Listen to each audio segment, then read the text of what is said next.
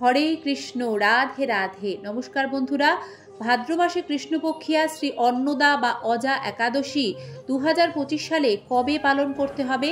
শ্রী অন্নদা একাদশী ব্রত মাহাত্ম্য কথা, 2025 অন্নদা একাদশীর পালনের পূর্ণাঙ্গ সময়সূচি, ভাদ্র মাসের একাদশীতে কোন খাবার নিষিদ্ধ এবং একাদশীর পালন ও সংকল্প মন্ত্র, নিয়ম বিধি বিস্তারিত আজকের পর্বে আপনাদের সকলের সুবিধার জন্য আমরা জানাবো।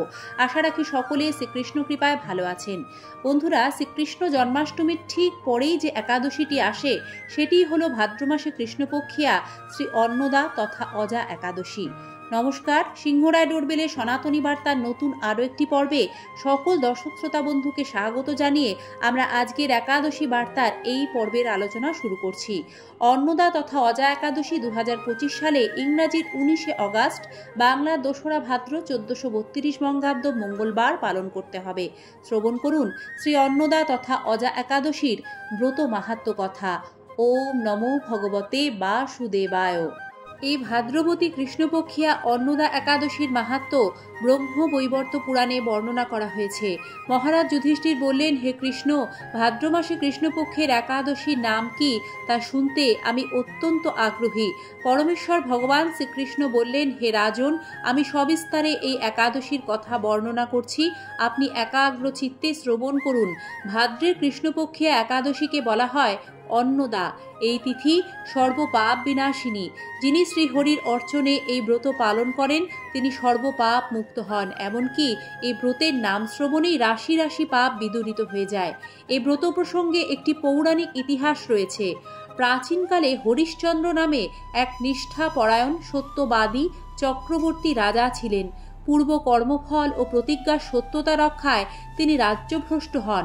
অবস্থা এমন হলো যে তিনি নিজের স্ত্রী, পুত্র এবং অবশেষে নিজেকেও পর্যন্ত বিক্রি করতে বাধ্য হলেন। হে রাজেন্দ্র, এই পুণ্যবান রাজা চণ্ডালের দাসত্ব স্বীকার করেও সত্য রক্ষার্থে দৃঢ় নিষ্ঠা প্রদর্শন করেছিলেন। তিনি শ্মশানে মৃত ব্যক্তির বস্ত্র কর রূপে গ্রহণ করতেন। এইভাবে তার বহু বছর কেটে গেল। দুঃখ সাগরে নিমজ্জিত হয়ে কি করি, কোথায় যাই, কিভাবে এই দুর্দশা থেকে উদ্ধার পাই, এই চিন্তায় তিনি দিন রাত্রি বিভোর হলেন।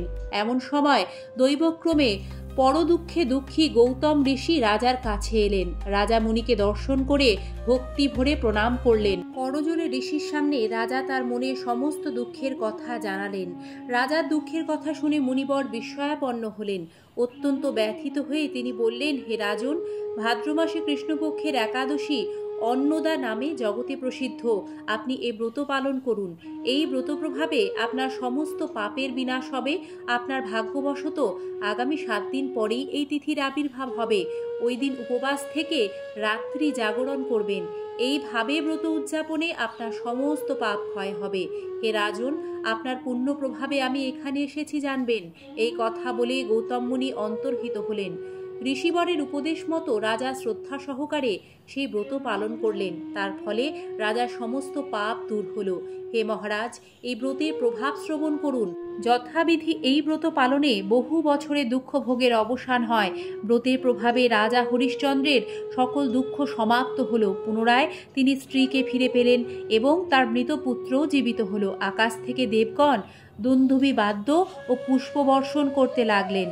নিষ্কণ্টক রাজ্যসুখ ভোগ করে অবশেষে আত্মীয় স্বজন ও নগরবাসী সহ রাজা স্বর্গে গমন করলেন।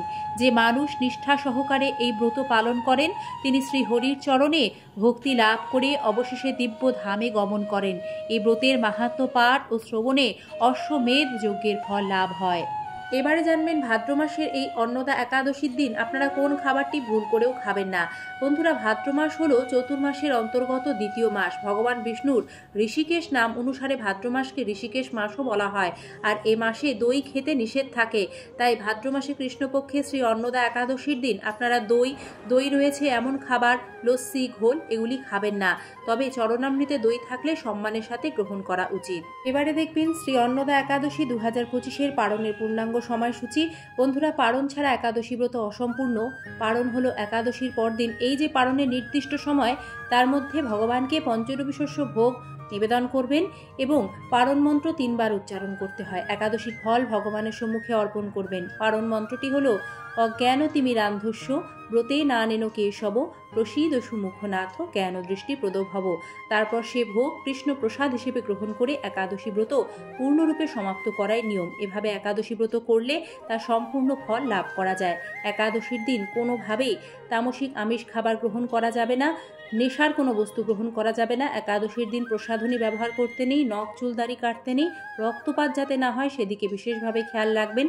পরনিন্দা পরচর্চা এগুলিও করতে নেই। পঞ্চরবিশস্য ভুল করেও এদিন গ্রহণ করা যাবে না। একাদশী ব্রতের মূল উদ্দেশ্য শ্রীকৃষ্ণ ভক্তি লাভ, হরিচরণে পূর্ণ সমর্পণ। জয় শ্রী অন্নদা একাদশী কি জয়, জয় শ্রীকৃষ্ণ, রাধে রাধে। ধন্যবাদ বন্ধুরা, আপনাদের মূল্যবান সময় থেকে সময় বের করে কৃষ্ণ কথার আজকের এই পর্বটি সম্পূর্ণ শ্রবণ করার জন্য। কৃষ্ণ কৃপায় সকলের মঙ্গল হোক।